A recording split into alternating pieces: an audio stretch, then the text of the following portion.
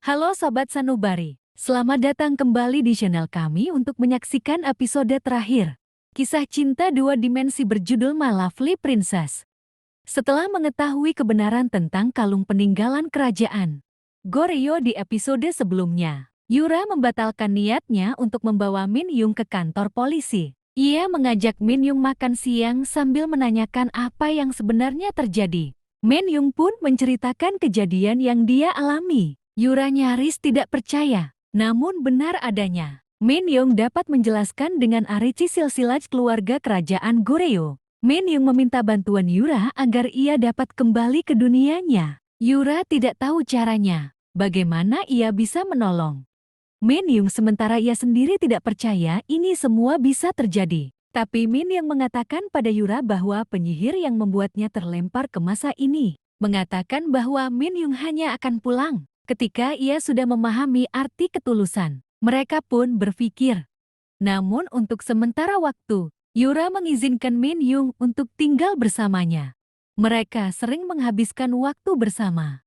Min Yung ikut membantu Yura dalam melakukan bakti sosial. Selain itu, Yura mengajak Min Yung dalam banyak kegiatannya. Perlahan-lahan mereka pun menjadi teman baik. Hingga suatu saat terjadi sesuatu yang tak terduga. Yura tiba-tiba pingsan saat mereka sedang bersama. Sesampainya di rumah sakit, dokter menyatakan Yura mengalami gagal ginjal.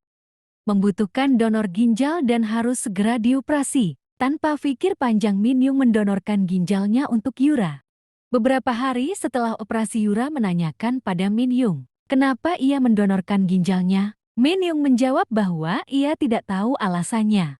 Hanya saja ia tidak kuasa melihat Yura menderita.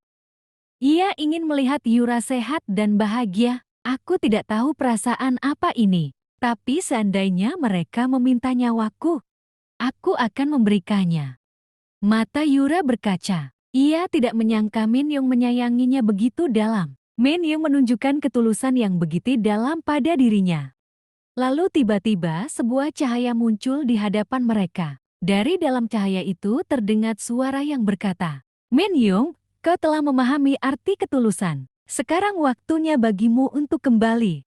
Lalu cahaya itu menarik Min Yung ke dalam pusarannya. Sebelum tertelan cahaya, Min Yung sempat berkata pada Yura, aku mencintaimu Yura. Lalu ia pun menghilang di telan cahaya. Yura menyendiri setelah ditinggal Min Yung. Suatu saat ia sengaja membaca sejarah kerajaan Goryeo untuk mengetahui kelanjutan hidup Min Yung. Di sana tertulis, banyak rumor beredar bahwa ia pergi bertapa. Putra mahkota sempat menghilang selama 6 bulan. Karena sepulangnya dari perasingan, ia berubah jati pribadi yang jauh lebih baik. Sebelumnya ia dikenal angkuh dan jauh dari rakyat. Namun berubah jati pribadi yang lembut dan dekat dengan rakyatnya. Ia pun naik tahta jati raja di kerajaan Goryeo. Namun sayang hingga akhir hayat ia tidak tercatat menikahi seorang wanita pun. Kerajaan Goryeo tidak pernah memiliki ratu. Namun Min Yung selalu berkata bahwa cintanya ada di masa depan.